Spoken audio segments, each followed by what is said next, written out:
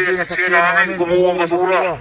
Okay, itong mga nakikitang malawak na to, may mga trucks, quarrying area ito.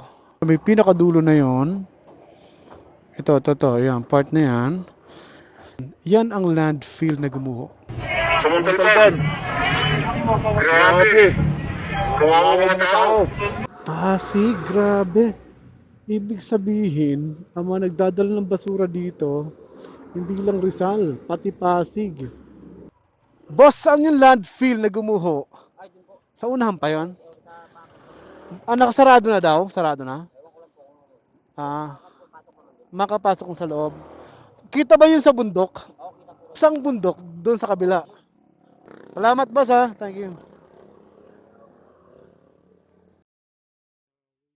Boss, saan yung papasok sa landfill? Pwede bang pumasok doon? Bawal o ano yan? May, di ba may gumuho doon? May namatay doon? Meron? Salamat ha. Show. Rizal Provincial. Hindi ko na makita. Pati Pasig, nagtatapon dito ang Pasig. Grabe. Ito yung landfill. Dito pumapasok yung mga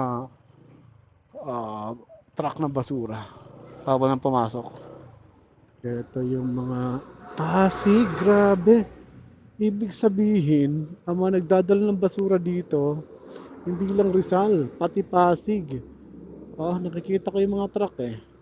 May nakasulat na Pasig. So therefore, basurahan din to ng Pasig.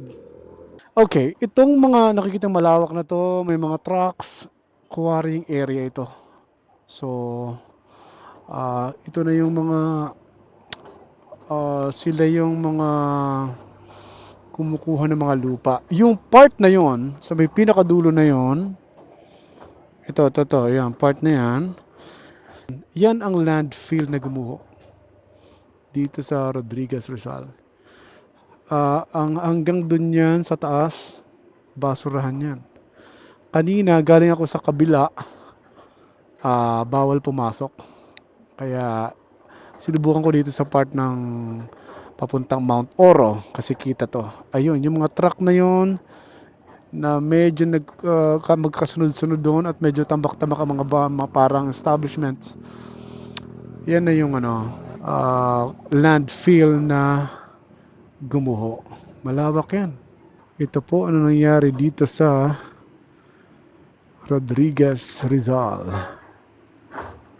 Thank you. Update lang natin yan. At sabi nga, hindi naman daw 50 ang natabunan. Sabi ni Mayor Evangelista.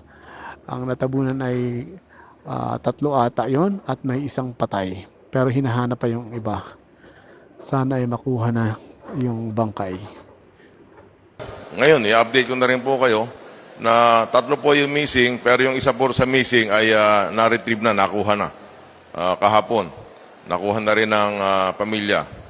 Kaya mayroon pang 2 na nawawala at best effort para makita yon. Sinapakahirap mag-retrieve or mag-recover sa bundok ng basura. Hindi naman niya katulad ng ordinary na landslide. Panay basura yan. Kaya hindi po pwede na basta-basta mano-mano ang pag-retrieve. Napakahirap. Thank you for watching. This is Brother Bear. Goodbye everybody.